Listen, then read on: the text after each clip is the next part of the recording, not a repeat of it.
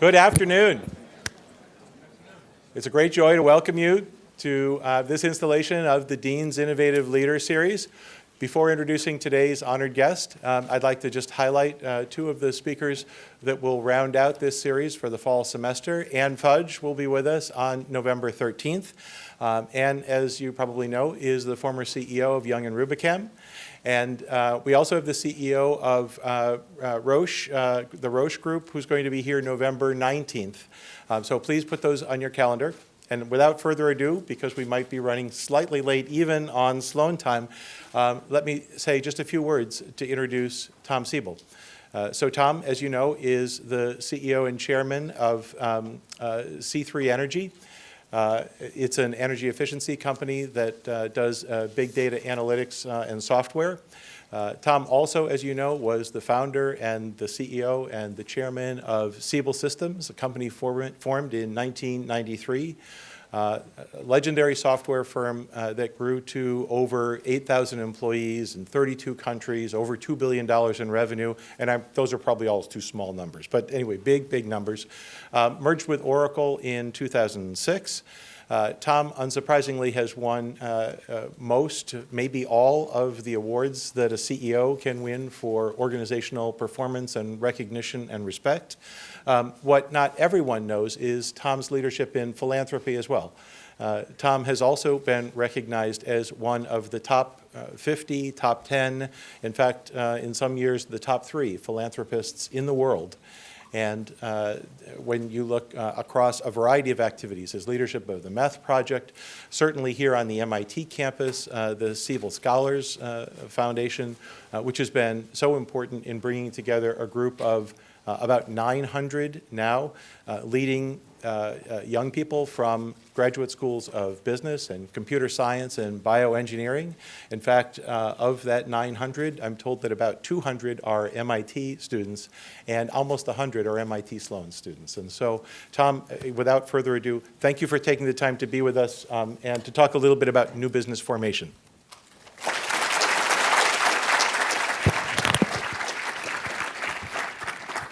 Thank you, David. Good afternoon, everyone.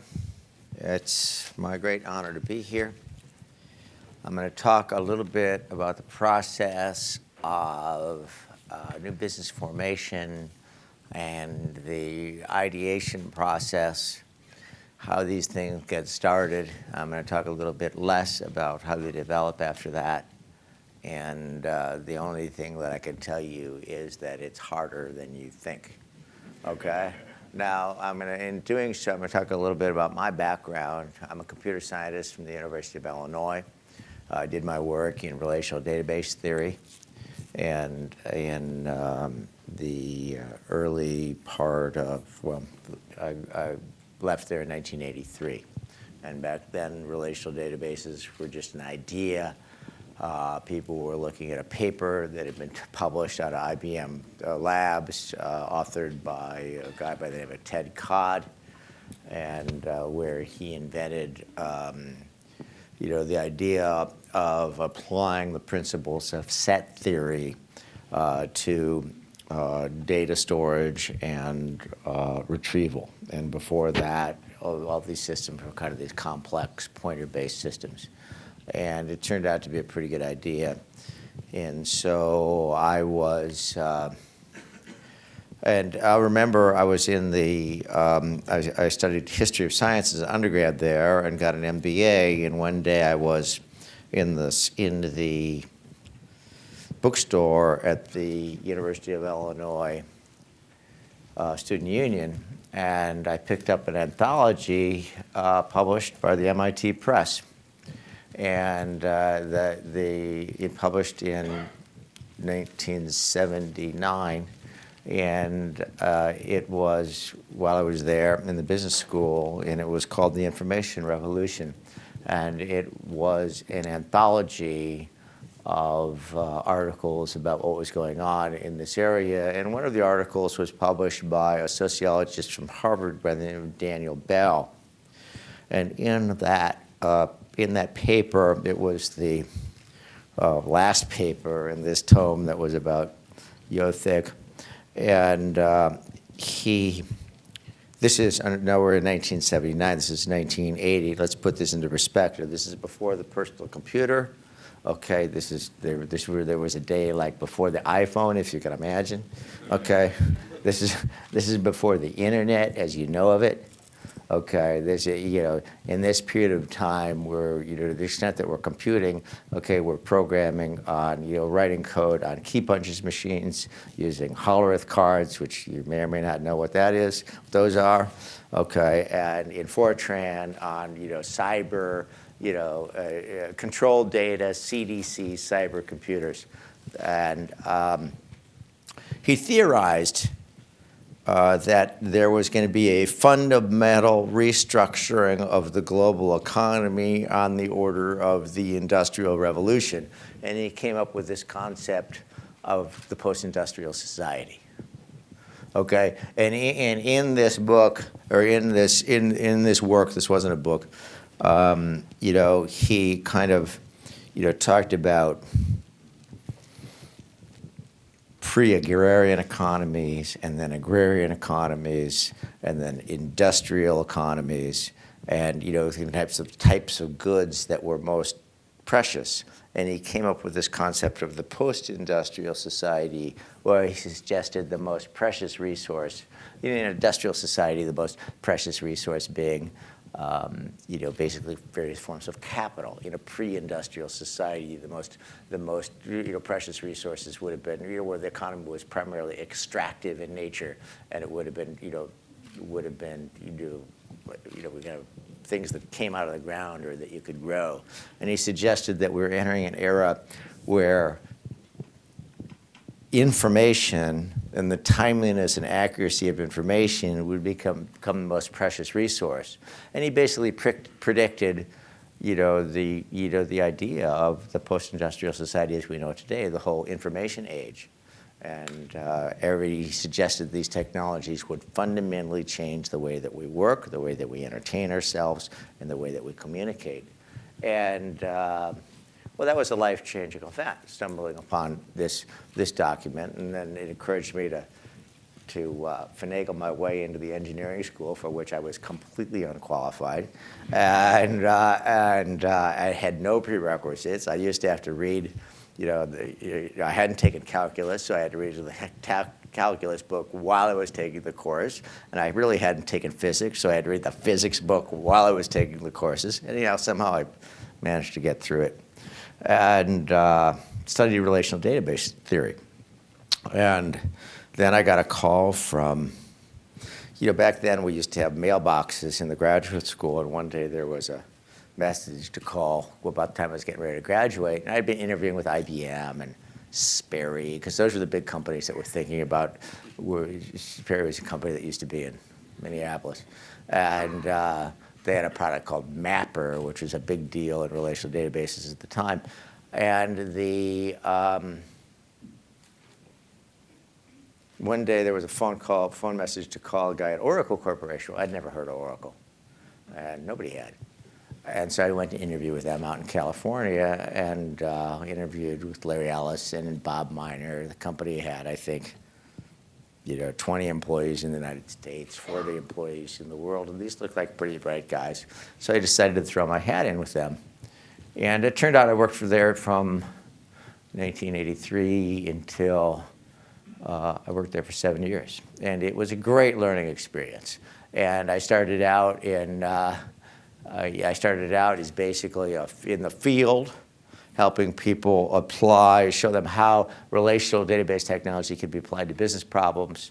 Okay, and then I became a salesperson out in Washington, D.C., and then I managed strategic account relationships with companies like IBM and AT&T.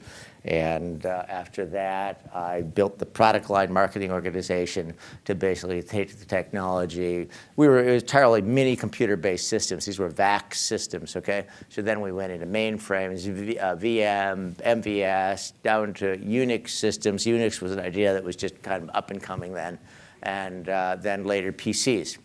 And then I ran the direct marketing organization and ultimately ran marketing worldwide in a number of the sales channels. And that was a great learning experience. And I learned a lot how to run a business, and I probably learned more how not to run a business, okay? But it was a great learning experience. And from there, and one of the things I developed there was I developed a technology to apply, a system to apply computing technology and communication technology to the problems of sales, marketing, customer service. And that was a very, very successful application at Oracle, and a lot of other companies had interest in this. You know, we had IBM coming in, and I forget what it was called. They sold PCs, Computer World maybe? No, business. It'll come to me. It was a huge distributor of retail stores with PCs and whatnot. Sun Microsystems and others would come through and look at the system. And so I went to Larry and I said, listen, I think there's a commercial market for this, and I think we should bring this to the marketplace, the idea of sales, marketing, customer service, enterprise applications. And Larry had no interest. So I said, okay, see you later, bye. And went off to start that company. But the way things work, I got recruited to go be the CEO of another company called Gain Technology. At Gain, we built the first multi-user system that allowed people to build organizations. Now this is hard to believe because today you see this every day, but this was the first multi-user application development environment that allowed people to build applications that incorporated sound, motion, video, graphics, text, and hypertext in a multi-user environment. So you guys do this, you've been there your whole life, and you can't believe that there was a day that it never existed. Well, I assure you there was such a day. And we built that system, and then I sold that great company. We sold that company to Sybase for 10% of the outstanding shares of Sybase in 1992. In 1993, there was a company called Orem. Orem was building sales automation systems, and somebody asked me to lunch to go to be a director of Orem. And so I met with the chairman and the CEO, and these people laid out a strategy. And if you put the 10 brightest people together at MIT to design a strategy that absolutely had to fail, okay, that's what they were executing, okay? And so I was just shaking my head. And, I had some experience in this because I had, basically built the first such system at Oracle. And I left the parking lot of a place called MacArthur Park in Palo Alto, called a woman who worked for me at Oracle, who ran the PC division by the name of Pat House, on the phone, and said, Pat, come on over to the house. Invited another guy by the name of David Schmeier, and said, we're going to start this company. And Siebel was about the application of sales, marketing, and customer service to the problem, the application of information technology, communication technology to the problems of sales, marketing, and customer service. And that was a domain that was largely untouched by information technology as of that year, as of 1993. And this was July 93 that we started this. And so we got together in a library, sketched out the architecture. And back then, if you get it in 1993, 1994, 1995, there was a huge step function of technology that was just becoming available. High-speed relational database technology, okay, small form factor computing, high bandwidth communications, the graphical user interfaces. This was a new idea. This was the Windows user interfaces that, where, kind of Apple had done the early work, and then kind of Microsoft stole it. And, so the Windows user interfaces idea, and all that was net new that was coming on board. And there was a technology there was a problem that hadn't been solved yet. And, as it relates to when you're dealing with sales and customer service, back in those days, you said people weren't always connected. You had to synchronize things. So you were dealing with a problem of intermittently connected communication and computational devices where you needed to synchronize large sets of data across these systems. It's a very, very interesting problem. Happens to be the problem in which I did my graduate thesis. And so we had to invent that. We had to, and now we had all the patent we developed, and so that was the hard problem we solved, was the ability to synchronize data across intermittently connected nomadic computing devices, which was huge. That was really the core technology. So we went on to bring the first product to market in 1995. From the first quarter, we shipped a product. We ran a cash-positive, profitable business. Siebel became the fastest-growing software company in history, I think even today. By 1999, we were doing $2 billion in revenue, cash-positive, profitable business. I think even in the downturn of the market, from 2000 to 2003, you may recall that the market imploded. Okay, thousands and thousands of companies went out of business, and we generated, I think, $2 billion worth of cash in 2 years, free cash flow in 2 years.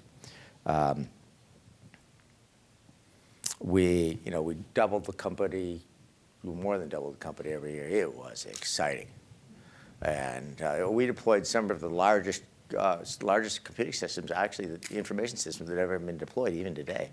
We had 100,000 users at IBM, 90,000 users at Hewlett-Packard, all sales, marketing, customer service. 30,000 at Microsoft.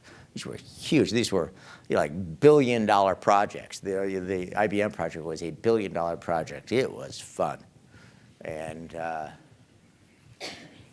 now the game, and when you do this, okay, market share is everything. Okay, you're playing a market share game. First of all, you're playing a human capital game. Why did we were able to do this? Because quite honestly, our team was better than their team. Okay, I had the front line of the Patriots.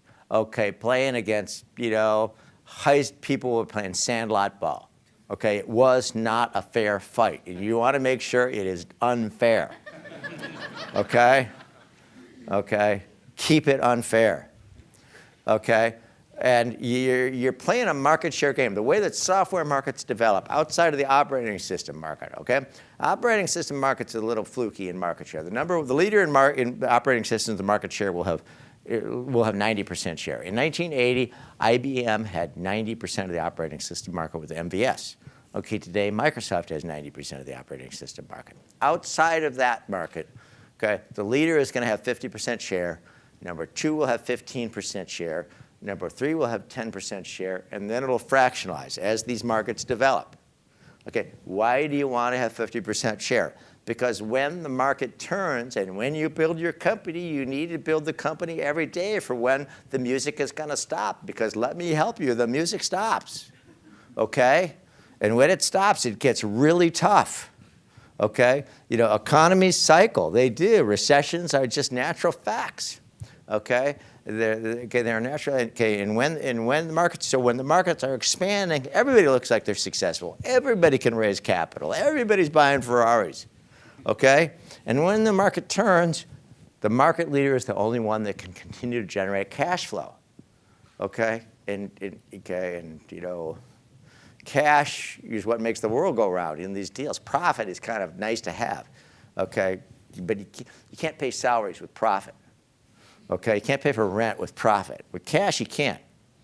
Okay, so by 2002, Siebel was larger than the sum of all its competitors in every market that it operated in. Which this came from the 2002 annual report that we published with the SEC. So this is probably true data.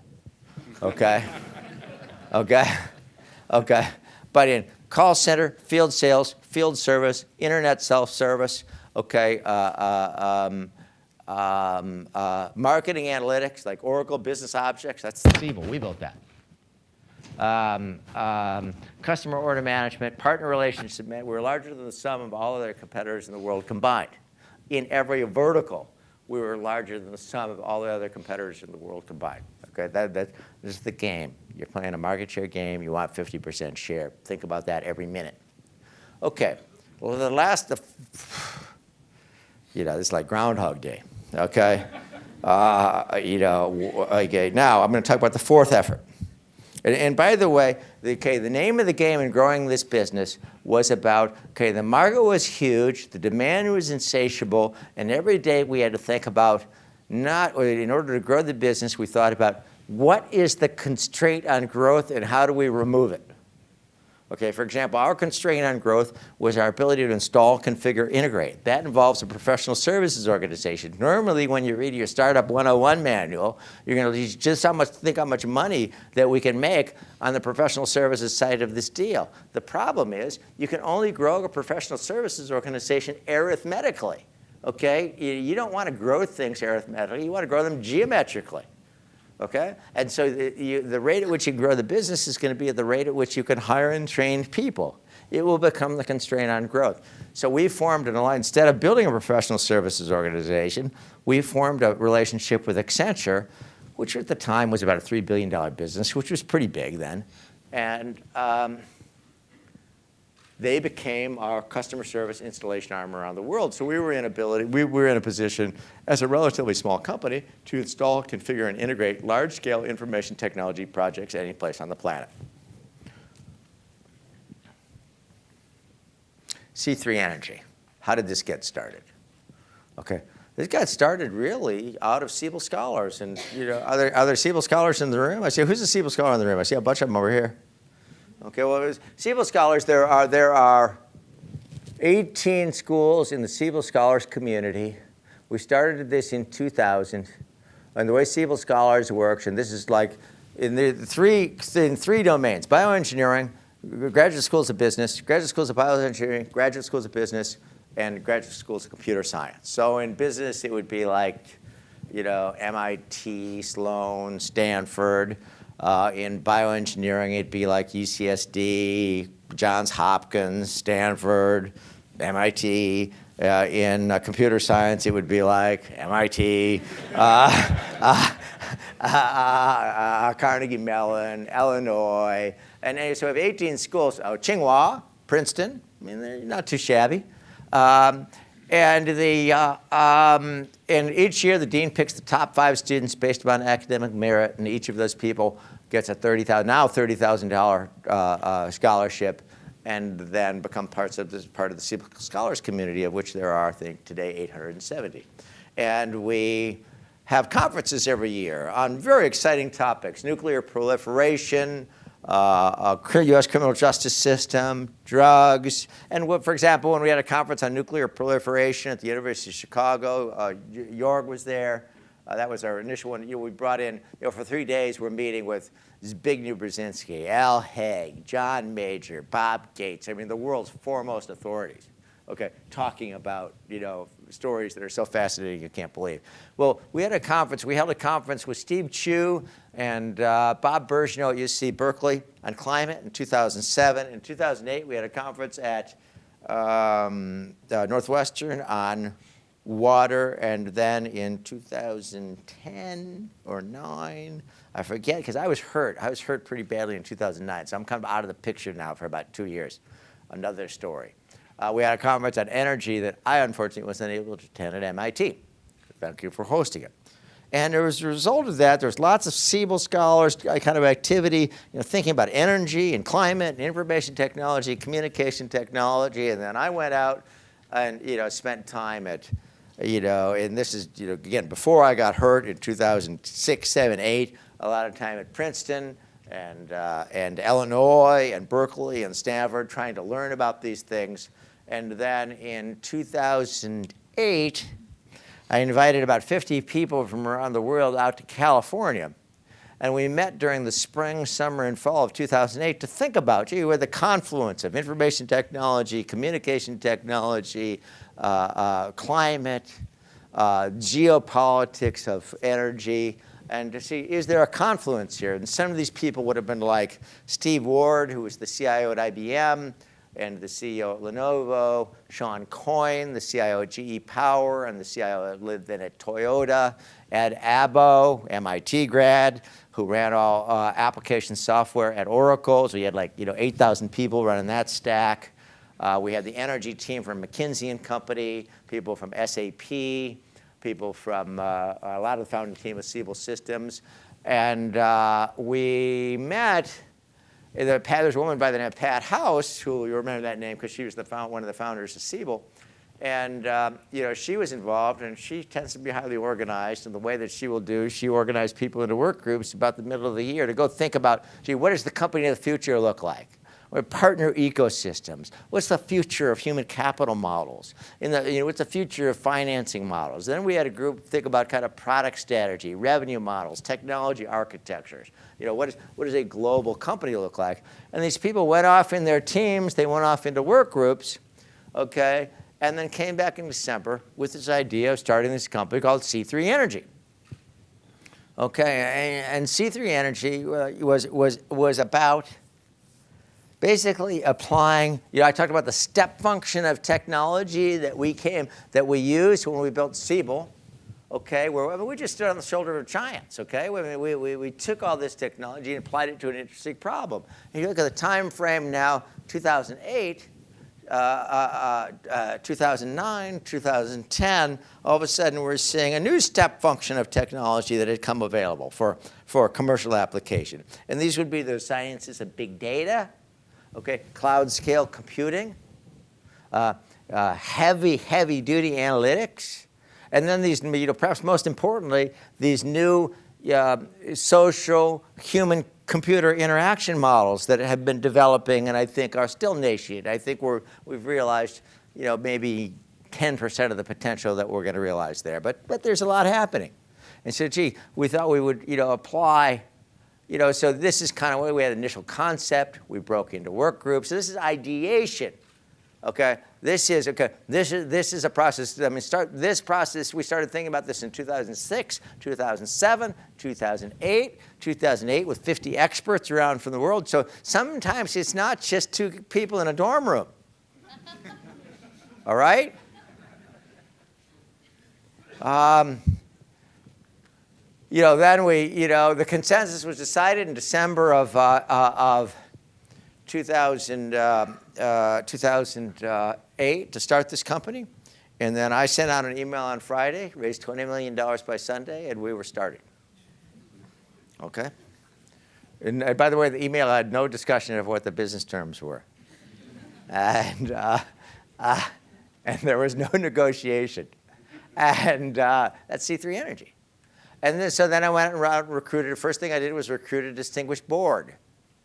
Okay, and so we talked to Condi Rice, Rick Levin, the president of Yale, Shankar Sastry, the dean of engineering at UC Berkeley, Steve Ward, Mayo Shattuck, the chairman of Exelon, which is a large utility, Mike McCaffrey, very bright guy, Rhodes Scholar, Princeton guy, ran the Stanford Endowment, used to be CEO of Robertson Stevens. Who else? Jay Dweck. Well, Spence Abraham was Secretary of Energy. He was reasonably qualified. And Jay Dweck at the time, I think, was CIO at Morgan Stanley. So so again, why did we do this? Ladies and gentlemen, it's a human capital game. Okay, that's what these startups are all about. Okay, and then we recruited a management team. Very, very experienced people. Ed is an aerospace engineer out of Princeton, MIT. Pat House is probably the most talented marketing mind in all of the information technology community. Jim Connaughton used to run all energy policy in the White House and was executive vice president of Exelon, and on and on. Okay, then we went out and interviewed these customers to find the market, okay, to define the problem, okay, and there's we talked to Constellation Energy, PG&E, EDF, Marriott, okay, people at Stanford, Berkeley, Princeton, Illinois, and we did a ton of research, McKinsey and Company, okay, and this became kind of our network of people, so that we used to develop the product concept. Again, it's not always two guys in a dorm room. Okay? So this is the problem that we decided to address. The problem, the supply chain and value chain associated with power generation, transmission, distribution to the customer.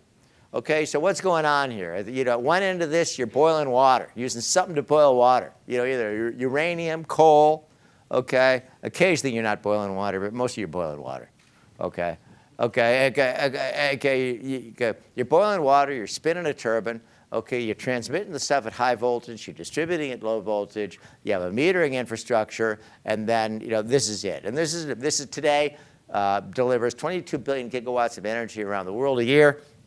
It's built out of 19th and 20th century technology like, porcelain. I guess that's not 19th century. That might be like 17th century or something. Okay, right, porcelain, lead acid and copper. And it is highly fragile. Okay, when the lights go out in Marlboro, somebody calls and says the lights are out. Okay, that's how they know the lights went out at the utility. Okay, and then they run around in trucks with people with voltmeters who climb telephone poles, who go down manhole covers to find devices that aren't conducting electricity, and they keep replacing boxes until the lights go back on. That's how the system works. I'm not kidding. Okay, now there's this upgrade of this infrastructure going on worldwide, okay, from the grid to the smart grid, with which you'll be familiar, and some of you are probably experts, okay? But this is about replacing these devices or enhancing these devices in a manner so that they're remotely machine addressable. Okay, now the implications of that are very significant. Okay, because now you can tell the lights are out before if you can remotely address the meter, you can tell the lights are out before somebody calls. Okay, you can dynamically reconfigure this thing. You can load balance. Okay, and it turns out the economics, so this is about when you apply, big data, okay, social networking technologies, analytics, okay, and cloud computing to the smart grid. This is what we're doing at C3 Energy. Okay, so now this is the value chain. Okay, so these are all the operational systems that are operating this value chain, and these are the analytics that we are providing. We're basically providing the analytics, the visibility to the entire value chain. These are scores of applications down here that have a power management, demand response, voltage management, customer data warehousing, billing systems, meter data, all of these systems, all of which don't talk to each other. Okay, so what we have done is we've built an engine that allows the utility. We've spent about $130 million in 4.5 years building this engine, okay, building this stack. Okay, and this stack has three major components. One is a data aggregation component that allows these utility operators to go in and aggregate the union of those data from the operational systems into a federated, normalized cloud image. Okay, we do this, and so these, for a company like Exelon, this might be 100 terabyte cloud image that we load at the rate of 5 billion transactions an hour, about a transaction a microsecond. So it's pretty fast. Okay, and then we run, then we build kind of a nuclear reactor level analytics engine that kind of is constantly churning, looking for correlations and whatnot. And then we take those insights and we manifest these in customer in portals that are kind of chunks of analytics that do meaningful things, like energy efficiency, residential energy efficiency, commercial energy efficiency, system asset risk, revenue protection, voltage optimization, demand response, customer segmentation and targeting, outage analytics and prediction. So this is what we're doing. This is where we deployed these systems today. On the energy efficiency side, we do this. This is commercial industrial energy efficiency systems, small and medium business energy efficiency systems. These are portals that people sign on at PG&E to find out their energy dynamics, encourage people to engage in energy saving behavior. Okay, residential energy efficiency systems.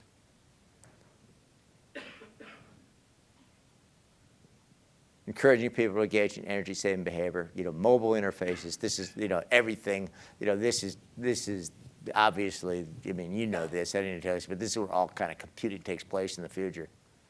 Okay, but we also do it on big boards. On the grid side, the applications, we have a very, very robust product specification and development process.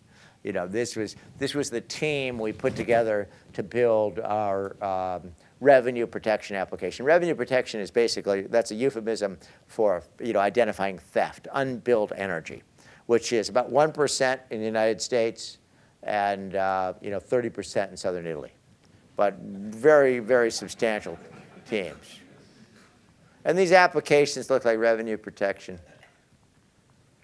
system asset risk, customer reliability and safety, investment planning, demand response, outage analysis and prediction, AMI, estimated infrastructure operations.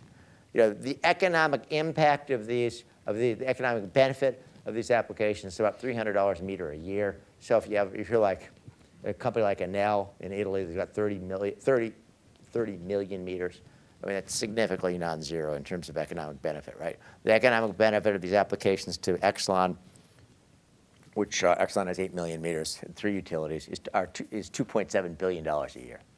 Okay. Environmental benefit, reduce the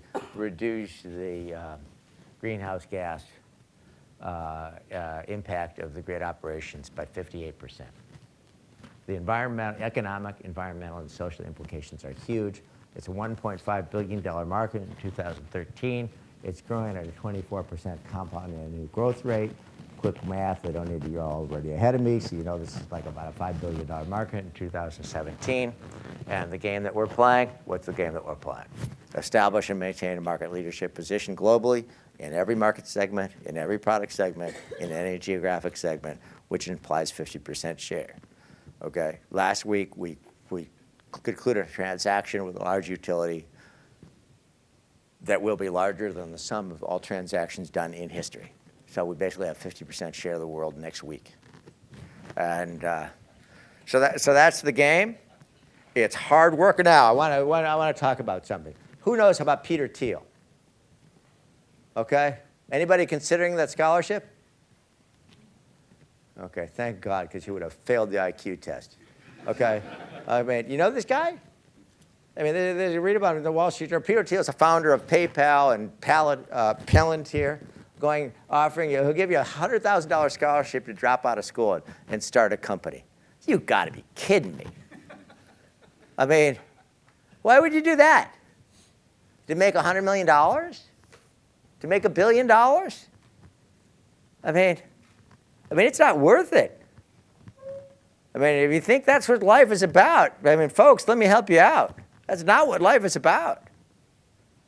I mean, life is about creating jobs. Life is about making, the community a better place than you found it. Life is about, having a family and raising kids and, being literate.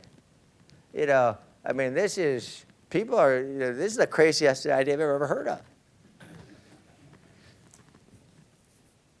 I think we have a couple minutes for questions. How many minutes? 1 minute? 4 minutes? 10 minutes. 10 minutes for questions. We have 10 minutes for questions. That's a lot of, anyhow. It's really, first of all, I'm flattered that you would take time out of your really busy schedules to be here today. So it's a great pleasure and honor for me to be here. So thank you for that. And if anybody has any questions, if you know anybody who knows anything about big data, okay, you know anybody who knows anything about about cloud scale computing? You know anybody who knows anything about cybersecurity? You know anybody who knows anything about social human-computer interaction models? Who's looking for something interesting to do? My email is tsiebel@siebel.org. Send them my way.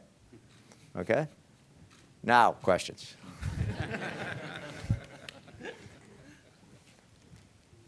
Yes, please help me out with your name and how you fit in. My name's I'm a Sloan fellow. And so one of the issues that we're looking at in studying our energy efficiency class is that most people look at their energy bills as tax. They have no idea that they have any control over it. Just arrive, they have to pay, or they're going to get a lot of stuff. And the idea of transparency, it's gradually being built in Massachusetts, certainly ahead of its time. Where are you guys going to, how are you guys going to be able to drive that? Because I know that even just awareness of transparency can drive efficiency by 5 to 10%. So, I mean, these communicate. Your first name again? Temple. I'm sorry? Temple. But we're all over that, okay? I mean, this is all about SMS, texting, social interaction. I mean, where people have, real-time updates in terms of what's going on. It's showing them exactly how they're using energy in real time, show them how they're going against their goals. They have a budget for this month, shows them that they're exceeding their budget like before they get the bill rather than 2 months after the fact when they can't do anything about it. So we're providing, and for the home, we're providing, Prius-like dashboards. So this is about, providing real-time pricing signals so people can make better informed decisions. So the utilities are allowing you to do that takeover? Huge. This in 2013, the 39 states have a $10 billion budget to implement these programs, and we're working with every one of them. $10 billion will be sent in 2013 in 39 states, including Massachusetts. And I'm on my way from here to Northeast Utilities to put together the rest of their strategy for them. So yeah, we're all over that. Yes, name. Dave, with the SDM program in Sloan, MIT Sloan. Hi, Dave. Pleasure. I want to challenge your idea of Thiel being crazy in offering $100,000 scholarship. The way I would look at it is, you may call it bad. Without bad, good wouldn't exist. Without death, life wouldn't exist the way it is today. Without death, life wouldn't exist. I'm not so sure about that, but that's okay. Okay, there you go. I question the premise, but what's the point? I want to understand your insight when you call it crazy. On what basis? On maybe there's something beyond. Why would you do it? Because get to where you know something. Okay. In all fairness, do you think you people were born geniuses? Okay, let me help you out. Okay? As much as you might like to believe that, it is not true. Okay? Learn from some people who know something. There are people who know something here. My God. Okay? Okay. If I were you, I wouldn't go do a startup. I mean, I would go to work for some place where they know how to run a company. Go learn something. Go to work for Intel. Go to work for Google. Go to work for Hoffman LaRoche. Go find out something. Watch mistakes get made. Learn what the mistakes are. Don't repeat them. What I learned at Oracle was, what all the mistakes are. And I spent the rest of my career committed not to repeat them. I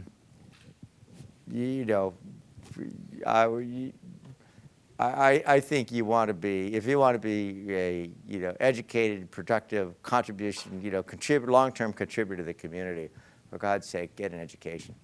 And you're in a place where you have the opportunity to get an education second to none on the planet Earth. Holy moly, seize the opportunity. You're in a special time and place in history, and I would grab onto it. Back here. My name is Thomas. Hi, Thomas. Hi. So thank you for an exciting talk. I'd be curious to hear if you could tell a little bit more about how you built and drove engagement from all these brilliant people from so many different organizations to create a business idea. I spent C3. 2 and 3 decades working with them in the trenches as they were my customers. Okay, they were my partners. I serve on university boards with them. Okay, we're in school boards together and worked side by side with them in companies. And they're just, people that, every person you meet, every person you work with today, every person you work with in the next job, every person you work for, every customer, they're all your partners in the future if you decide to make them so. And Thanks. I would encourage that. Here. Hey, thank you. I was just wondering a little bit more about C3 and the sales process for utilities. Do you have to kind of get buy-in from regulators before you go to the utilities, or are you going directly to the utilities and asking them? Great question. I mean, selling to utilities, so the utilities kind of move at, deal in kind of, they deal in geologic time, okay? The sales cycles are long, but you actually don't have to go to the regulators. As it relates to this smart grid, the smart grid funding is all approved. What they have to do, though, they're on the hook to realize the economic benefit from the smart grid, and they haven't figured out how to get the benefit. They've got approval to spend the money. Great question. Yes? Hi, hello, my name is Jenna Costa. I'm a postdoc here at MIT. I would like to know if you could share with us some of the important mistakes you talked about, perhaps any important mistake you in C3 committed in the ideation process? Yeah, that's a great question. Yeah, the original idea was about great question. The original idea was about energy efficiency programs for enterprises. Okay, think Dow Chemical, think Department of Energy, think Hewlett-Packard. Okay, and when we came out into the market with the idea in 2009, you'll recall that during this time, this is 2008, election cycles, 2009, cap and trade is everywhere, carbon tax is everywhere, cost of compliance is measured at $400 billion a year to be able to measure and report globally. Every company's worried about LEED certification. If your company isn't green, nobody's going to buy your stock. Nobody will buy your products. And so everybody's kind of leading with that. So when we came to the market with that idea in 2009, with the people we had, I mean, the market went crazy. It was, we don't care how much it costs. We don't care what it does. We need it now. Okay, the company closed $32 million worth of irrevocable, non-refundable contracts in the first quarter of 2010. Okay, which is the first quarter they were in the market. I mean, which is, let me tell you, for a startup, that's like some kind of record. Okay. Okay, and that was like going and blowing through 2010 and 2011 all around the world. The company had 150 people on 4 continents, 50 in Shanghai. Okay, and then all of a sudden in 2011, it all came crumbling down, just crashed. Came to a screeching stop. Pipeline stopped, business stopped, and nobody cared anymore. Well, when it's happening in real time, you can't figure out what's going on. And this is when I came into the company. I got out of a wheelchair and into the company. Okay, I was kind of, again, remember, I was out of the picture for about 2 years. And I came in and looked around. It wasn't making sense. It didn't make any sense at all. So the first thing I did was take the company from 150 people to 45. Wiped out the sales organization, wiped out the marketing organization, and stopped and figured it out. Well, in hindsight, it's very clear what happened, right? Natural gas went from $16 a kilojoule down to $2. Nobody cared anymore. Okay, nobody cared about clean tech. Okay, it was all like nobody cared, and so that market just disappeared, and all the companies closed their doors. So the research that we did, because we had Constellation Energy and PG&E as customers, is that if you did the same problem, the same energy efficiency problem on the grid scale, that there was a very, very real market opportunity. So we had to completely pivot the business, re-engineer the product, okay, re-engineer the customer engagement model, re-engineer the pricing model and delivery model, and focus it on the smart grid. So it wasn't a mistake. It was the right thing to do in 2008 and 2009, but the whole world changed around us. And if we had not responded, we would have been out of business. And instead of being out of business, we're, I think, offering some potential. I think, ladies and gentlemen, we're out of time. Again, thank you for coming. It was a great honor to be able to talk to you.